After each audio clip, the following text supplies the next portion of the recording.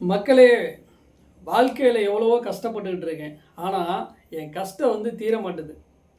நான் ஓடிக்கிட்டே இருக்கிறேன் குதிரைய விட வேகமா.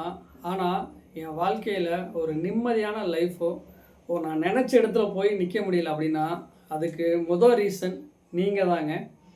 ஏன்னு பார்த்தீங்கன்னா, நம்மளோட வாழ்க்கை ரொம்ப ரொம்ப அழகானது. குறிப்பா மனித பிறவியே கடவுளால் அமைக்கப்பட்ட ஒரு பெரிய ஒரு கிஃப்ட்டுங்க நம்மளுக்கு. அப்படிப்பட்ட ஒரு கிஃப்ட்ட நம்மளுக்கு கடவுள் குடுத்தோம்.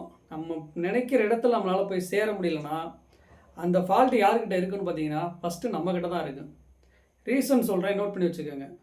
நம்பர் 1, நம்மனால ஜெயிக்க முடியும் அப்படிங்கிற நம்பிக்கை ஃபர்ஸ்ட்டு நம்மளுக்குள்ள வரணும். எவன் ஒருத்தன் என்னால முடியும்னு சொல்றானோ, அவன் தான் அந்த வெற்றி வாகை சூடுவான்.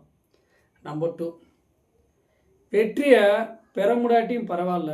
ஆனா, முயற்சி மட்டும் பண்ணாம விட்றாதீங்க.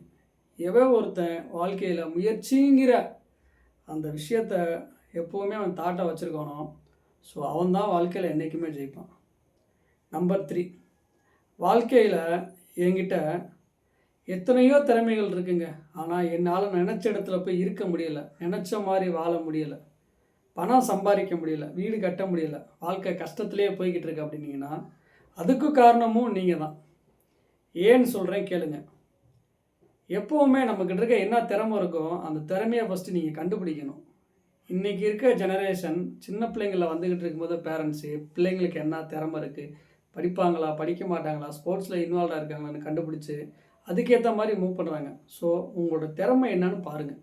உங்களோட திறமைக்கு ஏற்ற மாதிரி ஓடுனா மட்டும்தான் நீங்கள் ஜெயிக்க முடியும். எக்ஸாம்பிளுக்கு சொல்கிறேன், 100 குதிரை ஓடினாலும் அதில் குதிரைக்கு மட்டும்தான் ப்ரைஸு, ப்ளஸ் அதுக்கு மட்டும்தான் மதிப்பு. அதே மாதிரி தான் உங்களோட திறமை எல்லா பேர்த்துக்கிட்ட இருந்தாலும் அவங்கள நீங்கள் பீட் பண்ணணும் அப்படின்னா கண்டிப்பாக நீங்கள் குதிரையை விட வேகமாக ஓடித்தான் ஆகணும்.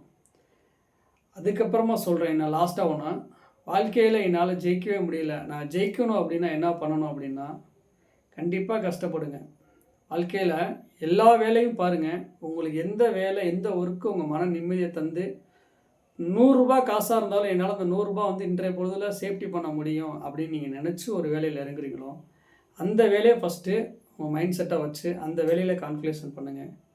முடிஞ்ச அளவுக்கு ஒரு சொந்த பிஸ்னஸ் பண்ணுங்கள். வாழ்க்கையில் நீங்கள் சீக்கிரமாக அடுத்தடுத்த க்ரோத் ஆகணும் அப்படின்னா அது உங்களுக்கு கான்ஃபிடண்ட்டாக தரும். ஃப்ரெண்ட்ஸ், கண்டிப்பாக இந்த வீடியோ பிடிச்சிருந்தால் லைக் பண்ணுங்கள், ஷேர் பண்ணுங்கள், கமெண்ட் பண்ணுங்கள், சப்ஸ்கிரைப் பண்ணுங்கள். உங்களோட கமெண்ட் செக்ஷனில் வேறு ஏதாவது டவுட் இருந்தால் கண்டிப்பாக கமெண்ட் பண்ணுங்கள்.